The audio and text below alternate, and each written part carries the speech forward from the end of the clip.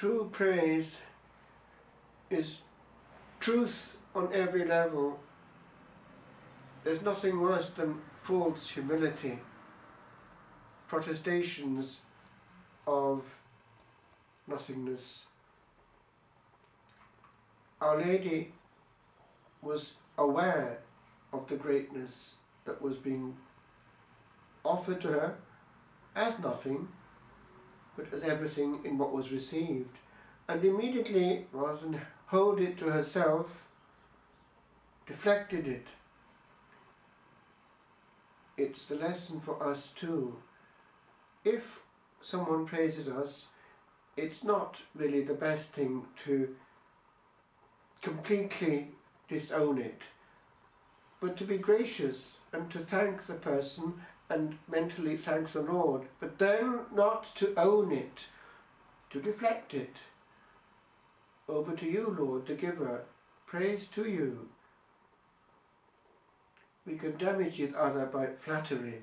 There's an old saying in French, which would be thus in English: the king will be the fable of his country and will be the only one not to know it. The Gospel is very quaint. St. Joseph, of course not mentioned, is bound to be next to the Blessed Virgin on this journey and will be there also in that presence of help. Blessed Anne Catherine Emmerich sees these two holy women in prayer mode.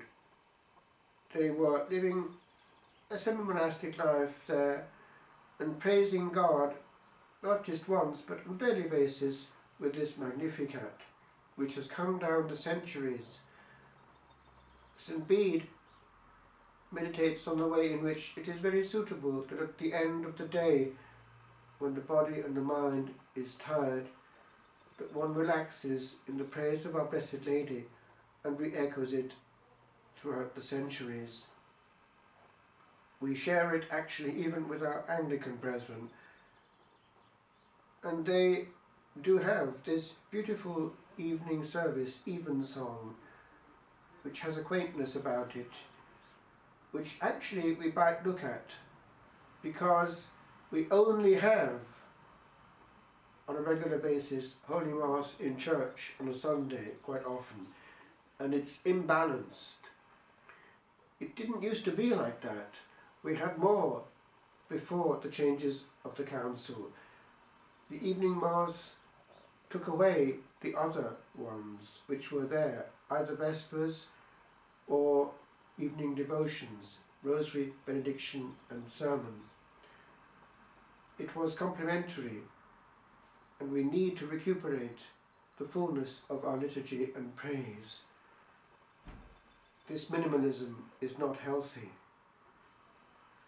Why should our separated brethren have more with regard to variety and fullness, the whole spectrum? I park that, but I return to the question of this visitation. That same Bede has a beautiful homily which goes in this direction. He notices that the Blessed Virgin goes without delay and has this to say about it. Sancti Spiritus gratia nescit tarda monimina. The grace of the Holy Spirit knows not of slow procrastinations. And the collect of this very day picks up on something of that. It talks about docility to the promptings of the Divine Spirit. This is particularly important in one area of church life, that of discernment and orientation. with regard to those who are being called. It was common in the years following the council to keep a person waiting, sometimes for quite lengthy periods, presuming that the Holy Spirit would, as we would say, just wait around. It's actually very discourteous to the Spirit of God. We don't do that to each other if we're in love, truly.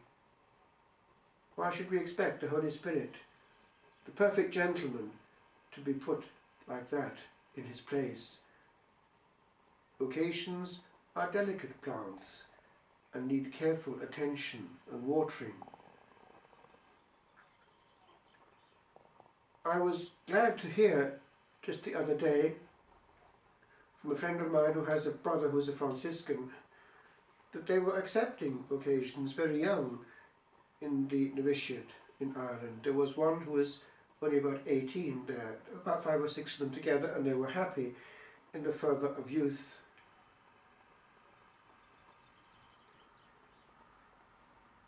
And the fervour of a novice is proverbial. There are graces in early youth which may be lost. Now, with regard to what we are handling here, it's not just human psychology, it's actual divine grace.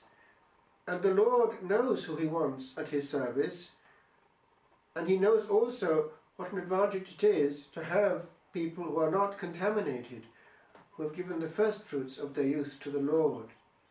And this was actually seen and known by our own Blessed Julian of Norwich. There is a special recompense for those virgin souls who have given their youth to the Lord.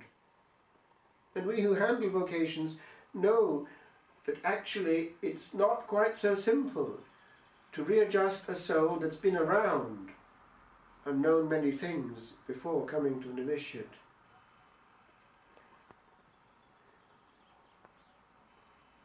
With regard to this praise, in our own monastic life, that beautiful hour of Vespers is privileged. There is a world of difference between getting through the breviary and celebrating the liturgy of the hours in solemn mode.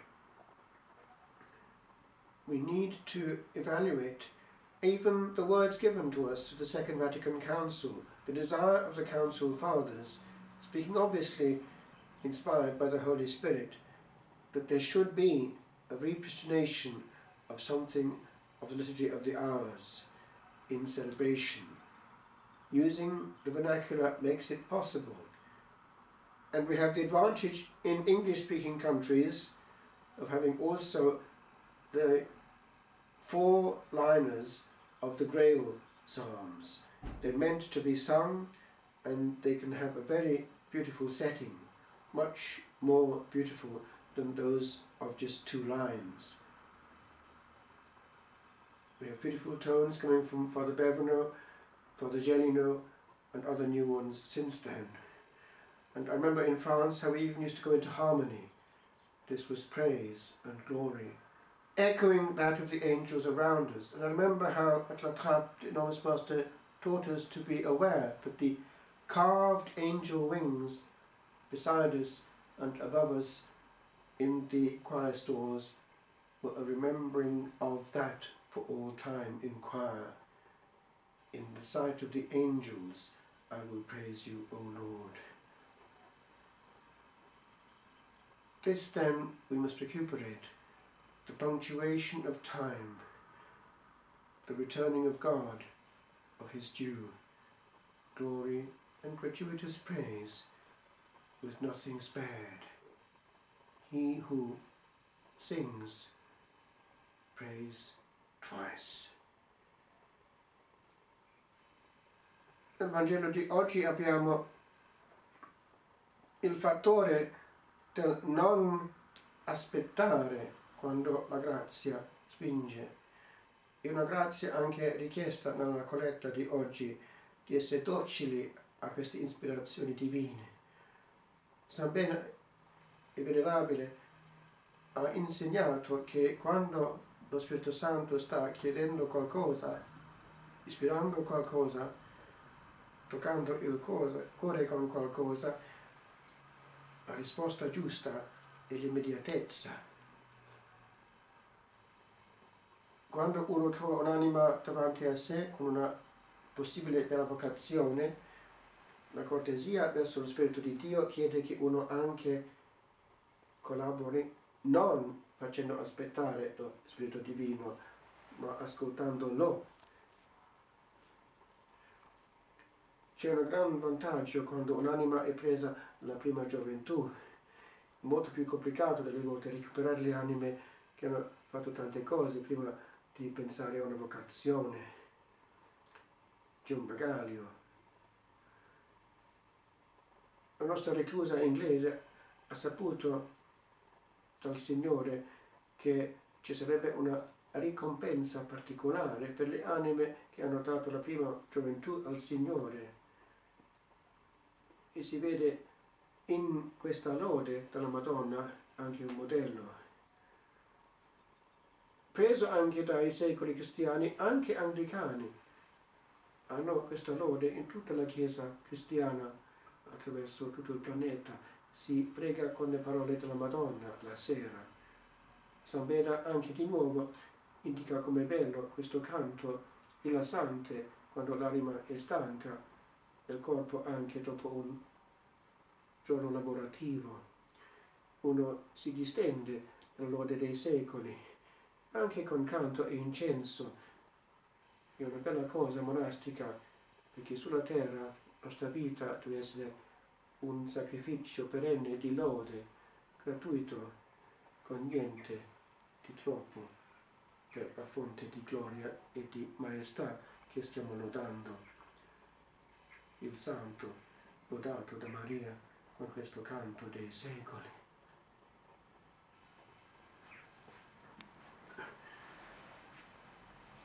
Ecce ancilla Domini, fiat mi secundum verbum tuum.